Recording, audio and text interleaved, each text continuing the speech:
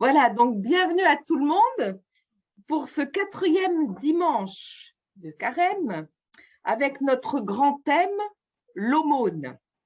Donc voilà, nous avons parcouru déjà 4 semaines. Nous arrivons, enfin 3 semaines, nous arrivons à la 4e semaine avec la semaine dernière, je regrette la petite difficulté qu'il y a eu pour se brancher. Et j'espère que ce samedi, il y aura moins de failles, ni en son, ni en luminosité. Voilà. Donc, nos amis de Belgique sont au monastère, ils sont là, et donc nous sommes dans la joie de nous retrouver.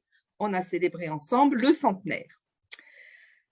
Alors, notre caravane chemine dans le désert. La roulotte de la chapelle suit.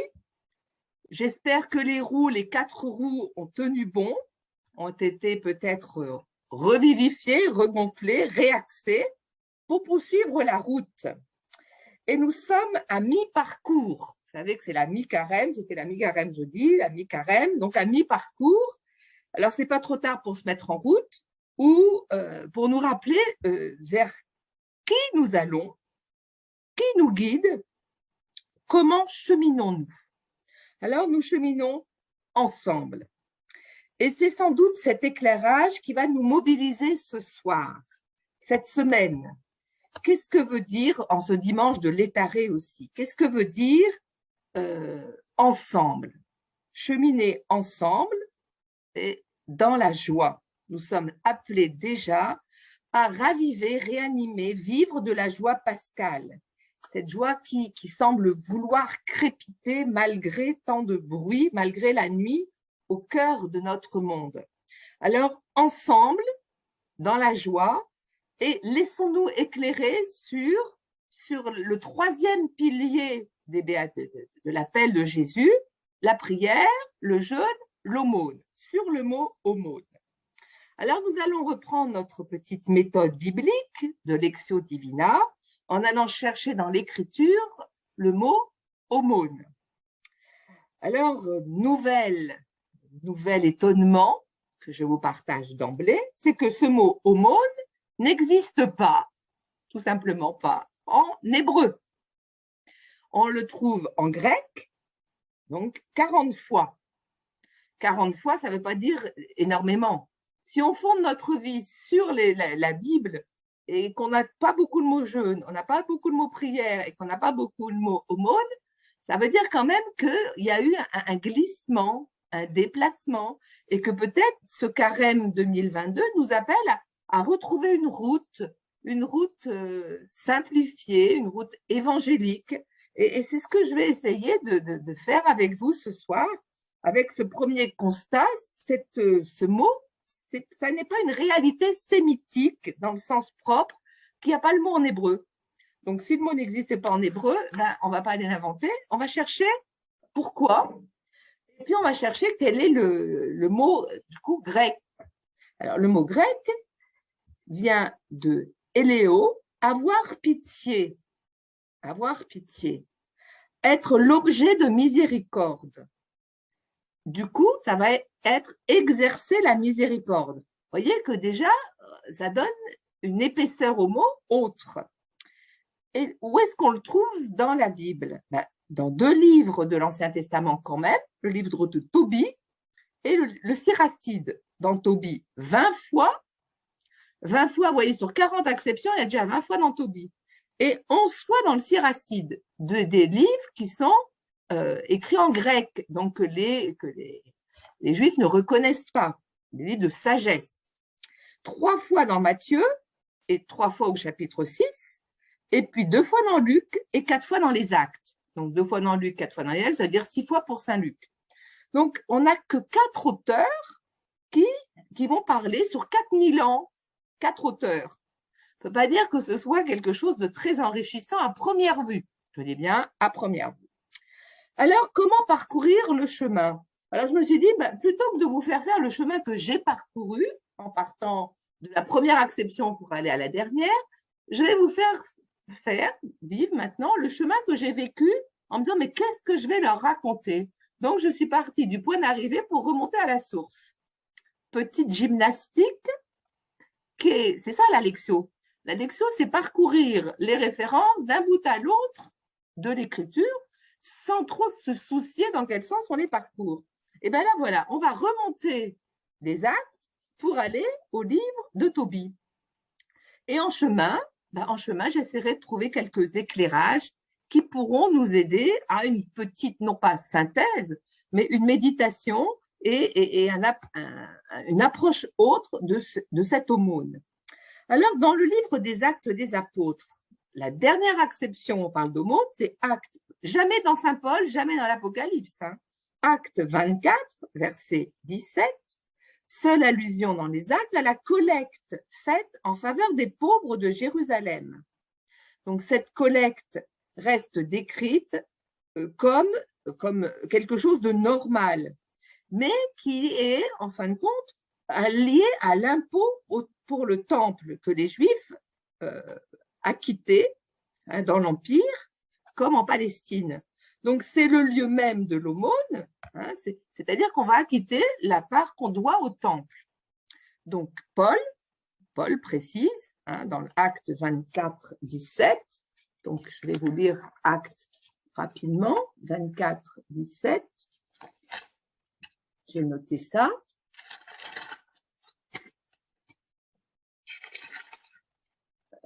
Voilà. C'est assez important de voir dans l'écriture comment tous ces mots, finalement, ont pris du sens qui n'était pas. C'est pourquoi je m'efforce, moi aussi, de garder sans cesse une conscience irréprochable devant Dieu et devant les hommes. Après de longues années, j'étais revenue apporter des aumônes à mon peuple. Voilà. J'étais venue apporter des aumônes à mon peuple, ainsi que des offrandes. C'est alors que l'on m'a découvert dans le temple au terme de ma purification. Et là, il va être arrêté. Donc, il est venu apporter des aumônes à son peuple. Il ne fait que vivre ce qu'il doit vivre par rapport comme juif. Après, on va chercher la deuxième acception dans les Actes, chapitre 9. C'est Tabitha. Tabitha, vous savez, la femme qui, à Joppé, qui est riche en bonnes œuvres et en aumônes qu'elle faisait. Voilà.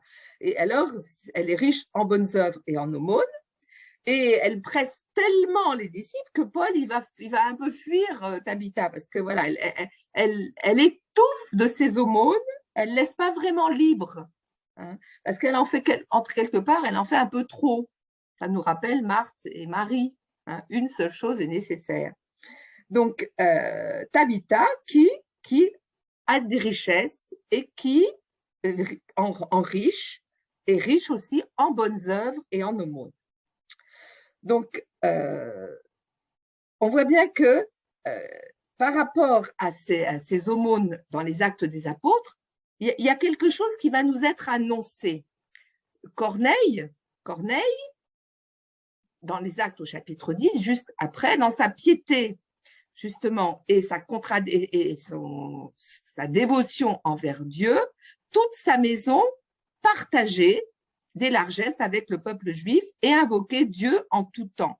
Donc, on a quelque part le synonyme d'aumône avec partager ses largesses, combler de largesses. Voilà. Donc, c'est pas simplement donner un petit quelque chose, c'est partager avec largesse. Voilà. Avec largesse. Donc, on arrive acte 3, c'est l'aveugle de la belle porte qui demande l'aumône à Pierre. Et qu'est-ce que répond? De l'argent, de l'or, quand il vit Pierre et Jean, qui allaient et venaient dans le temple, il les sollicitait pour obtenir une aumône. Écoutons bien la suite. Écoutons bien la suite, qui est dans acte 3.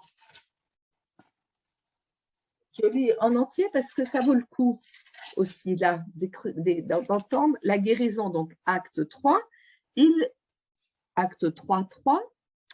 Quand il vit Pierre et Jean qui allaient entrer dans le temple, il les sollicitait pour obtenir une aumône. Pierre alors, ainsi que Jean, le fixa et lui dit « Regarde-nous ». L'homme les observait car il s'attendait à obtenir d'eux quelque chose. Pierre lui dit « De l'or ou de l'argent, je n'en ai pas, mais ce que j'ai, je te le donne. Au nom de Jésus-Christ, le Nazoréen, marche. Et le prenant par la main droite, il le fit lever. À l'instant même, les pieds et les chevilles de l'homme s'affermirent. D'un bond, il fut debout et il marchait. Il entra avec eux dans le temple, marchant, bondissant et louant Dieu. Et tout le peuple vit marcher et louer Dieu. Voilà. Donc, quelle est l'aumône que Pierre fait? Les largesses de Dieu. Pierre partage ce qu'il a, il partage les largesses de Dieu. Le paralysé se lève, marche à la prière de Pierre. Donc, ça nous déplace aussi. Comment partageons-nous ces largesses de Dieu? Qu'est-ce que Pierre donne? Le nom de Jésus-Christ. Donc, c'est quand même quelque chose d'extraordinaire. Et puis, Actes au chapitre 2, on a la première communauté chrétienne qui est décrite de manière absolument parfaite, où là, on ne parle pas d'aumône, mais on parle de tout mettre en commun. Vous voyez, en essayant de tirer, non pas les fils, mais le fil de l'aumône, on peut voir le don des largesses, l'aumône, je n'en ai pas, ce que j'ai, je te le donne, le nom de Jésus-Christ, voilà, qui guérit. Et puis, dans les Actes au chapitre 2, en remontant, la première communauté chrétienne, elle mettait tout en commun. Donc, cet idéal des actes, c'est l'union, l'unanimité, la communion fraternelle et la mise en commun. Donc, on est déjà appelé, voilà, à se dire, mais à nous dire, tiens, dans le Nouveau Testament, après la mort de Jésus et sa résurrection, l'aumône a déjà une couleur propre. Alors, d'où ça vient dans le Nouveau Testament? Qu'est-ce que Jésus dit de l'aumône? Alors, Jésus, il va dire, voilà, Luc 12, vendez ce que vous avez, donnez-le en aumône. Voilà. Vendez ce que vous avez, donnez-le en aumône. Et il va insister sur l'aumône en Luc 11, hein, avec le pharisien et le publicain, justement, l'aumône.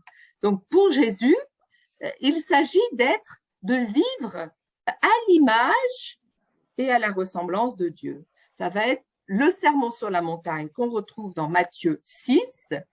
Hein, l'aumône, c'est Matthieu 6, versets 2, 3.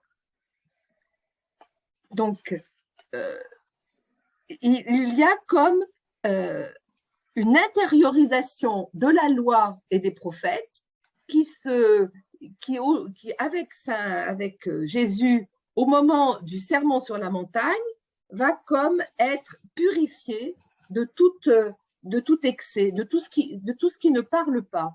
Et donc, c'est justement là ce qu'on lit pour le carême, hein, sur l'aumône, Matthieu 6, gardez-vous de pratiquer votre religion devant les hommes pour attirer le regard, sinon pas de récompense pour vous auprès de votre Père qui est aux cieux. Quand donc tu fais l'aumône, ne le fais pas claironner devant toi, comme font les hypocrites dans les synagogues et dans les rues, en vue de la gloire qui vient des hommes. En vérité, je vous les déclare, ils ont reçu leur récompense. Pour toi, quand tu fais l'aumône, que ta main gauche ignore ce que fait ta main droite, afin que ton aumône reste dans le secret, et ton Père qui voit dans le secret te le rendra. Alors, ce qui est assez étonnant, c'est qu'on ne sait pas ce que c'est que faire l'aumône. On sait qu'il ne faut pas se montrer. On sait, voilà, il y a dans le Nouveau Testament, Jésus va dire faites l'aumône, mais sans qu'il y ait de description précise et d'enracinement biblique plus profond. Alors, il faut qu'on remonte au livre de Tobie. Alors, Tobie est intéressant parce qu'il y a 20 acceptions dans le livre de Tobie. Donc, Tobie qui se présente et qui dit, voilà, j'ai suivi le chemin du Seigneur dans la vérité, dans la pratique des bonnes œuvres. Voilà. Donc, le synonyme d'aumône, c'est la pratique des bonnes œuvres. C'est-à-dire les justices de Dieu, les justices.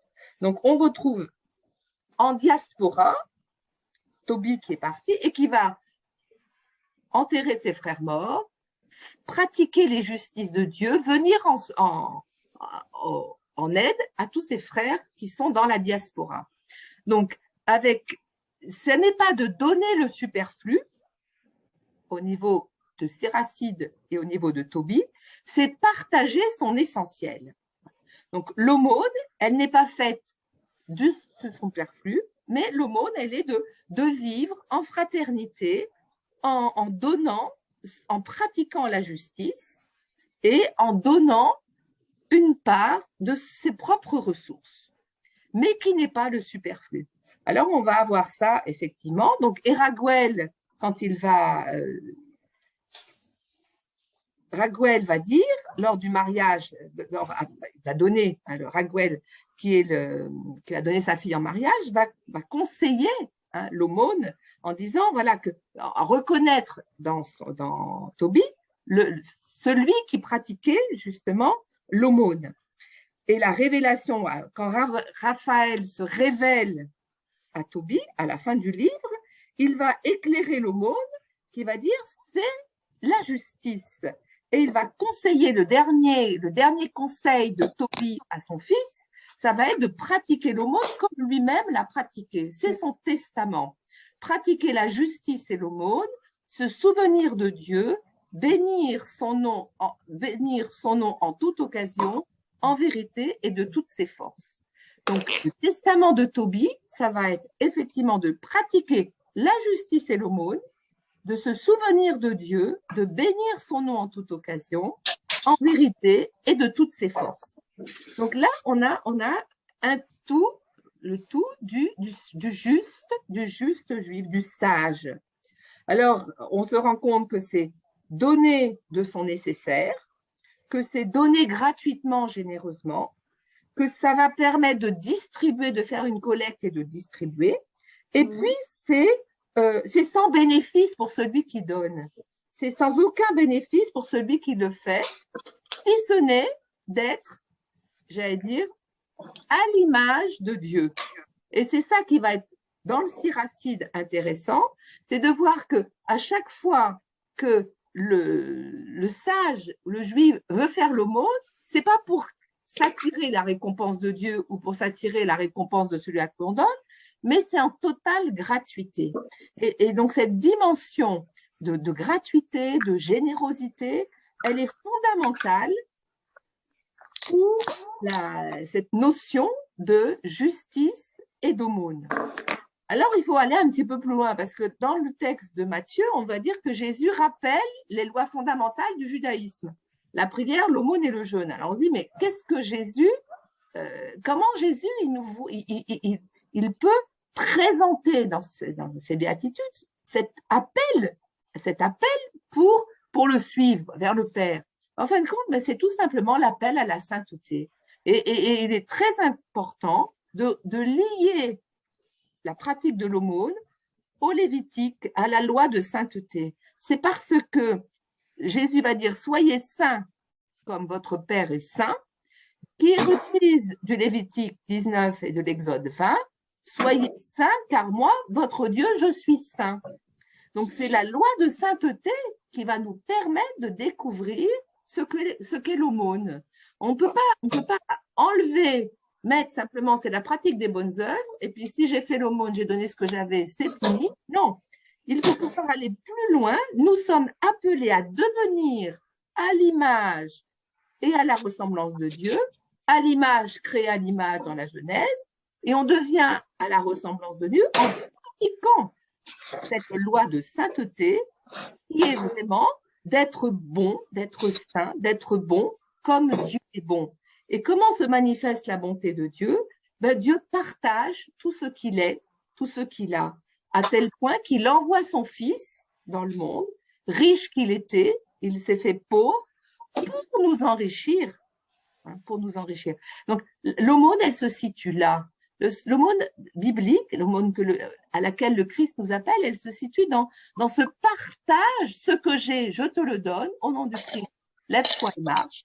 L'aumône, elle nous appelle à partager notre condition de fils, notre relation à Dieu qui nous rend frères. Et si on est frères, ben, on va partager, si on est dans notre caravane, la popote et les sandales. Donc voilà, je me suis dit, voilà, deux petits signes de notre marche en carême. On partage la popote, voilà, et les sandales. C'est-à-dire que, voilà, j'ai repensé à Sœur Colomban qui avait 2 paires de sandales et que les communistes en ont pris une en disant, une, ça suffit. Le partage, c'est pas simplement de donner de son superflu, c'est de donner son essentiel. Voilà. Et quand Moïse se déchausse au buisson ardent, c'est déchausse-toi, enlève tes sandales. C'est pas les sandales l'essentiel, c'est des signes. En revanche, ce qui nous fait vraiment vivre en fils de Dieu, c'est ce partage de notre condition humaine. Nous sommes tous frères, et c'est ce que l'évangile d'aujourd'hui va nous donner, hein, entre le frère aîné et le prodigue. Le père, il a beau partager tous ses biens, il rend pas ses fils, et ses deux enfants frères. Hein, il faut qu'il aille, le prodigue aille jusqu'à n'avoir plus rien pour découvrir qu'en revenant dans le cœur du Père, partageant ce que le Père a de plus profond, c'est-à-dire cette bonté, ça, c'est la véritable source de l'aumône. Voilà, donc je vais m'arrêter là. Je n'ai pas vu Sabrina me faire signe, mais ça ne devrait pas être loin. Pour vous laisser sur 3 petites questions. Quelles sont mes pratiques de l'aumône, justement? Qu'est-ce que traduit ma manière de faire l'aumône? Et vers quel déplacement, voilà, on se sent appelé à entendre que peut-être que cette loi de sainteté, elle est fondamentale. Elle est fondamentale et elle fonde comme fondant. Hein. Alors, la popote et les sandales à la main, on va pouvoir se mettre en groupe. Je suspends l'enregistrement. Voilà, alors je voudrais lire le Siracide au chapitre 40, verset 17. Un bienfait est un jardin luxuriant, l'aumône demeure à jamais. Un bienfait est un jardin luxuriant, l'aumône demeure à jamais. Et au Siracide, à un autre endroit, il est dit, l'aumône envers ton frère ne sera pas oubliée à la place de ton péché, il sera une maison nouvelle. Voilà. Donc là, il y a 2 dimensions nouvelles dans l'aumône. C'est qu'à la fois, elle est libératrice, l'aumône, et à la fois, elle ne passera pas. Elle ne sera jamais, elle demeure à jamais. Or, on entend bien que ce qui ne passe pas dans le Nouveau Testament, c'est l'amour. C'est l'amour. L'amour ne passera jamais. Voilà. L'amour ne passera jamais. Donc, cette aumône, hein, qui est le don de soi, parce on se reçoit de Dieu, cette attitude du cœur qui va permettre, qui nous fait devenir ressemblance de Dieu, elle est libérante et elle ne passe pas, elle est éternelle. Alors c'est vrai que ça nous donne cette loi de bonté qui nous remet en route pour cette semaine de carême en tenant nos sandales à la main et en préparant la popote. Hein, voilà, la popote et les sandales à la main comme signe de la sainteté que Dieu nous donne et qu'il nous appelle à vivre et en la vivant, nous la partageons. Et il y a des fois pas grand-chose à changer dans nos vies, mais ce rapport à justement la sainteté de Dieu, ce rapport à notre relation de filiation à Dieu, que l'évangile du jour va peut-être nous aider à libérer ou de la peur d'un Dieu tout autre, ou du juge, ou de vouloir faire plaisir à Dieu. Non, Dieu nous aime comme un fils, en fils, et nous rend participants. Voilà. Le Christ nous apprend que ce partage, il est venu partager sa condition de Dieu, il nous intègre à cette condition, et du coup, il nous rend participants. Voilà peut-être un chemin pour notre caravane qui chemine ensemble, la popote et les sandales à la main. Et je vous propose, pour finir, avant la prière de Georgette, un livre de Françoise Lecor. On a entendu un petit article à midi parlant d'elle. L'humilité, ni vue ni connue. Un petit livre chez Lessius. L'humilité, ni vue ni connue.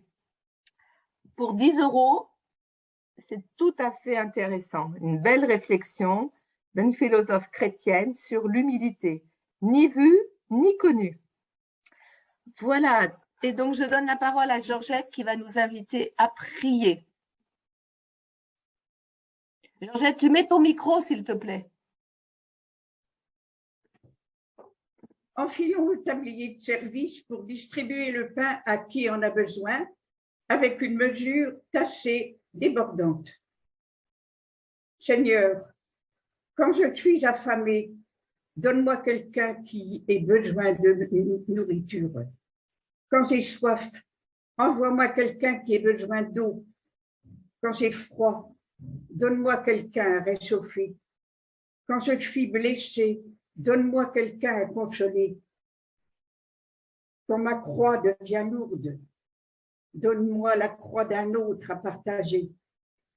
Quand je suis pauvre, conduis-moi à quelqu'un dans le besoin. Quand je n'ai pas de temps, donne-moi quelqu'un que je puisse aider un instant.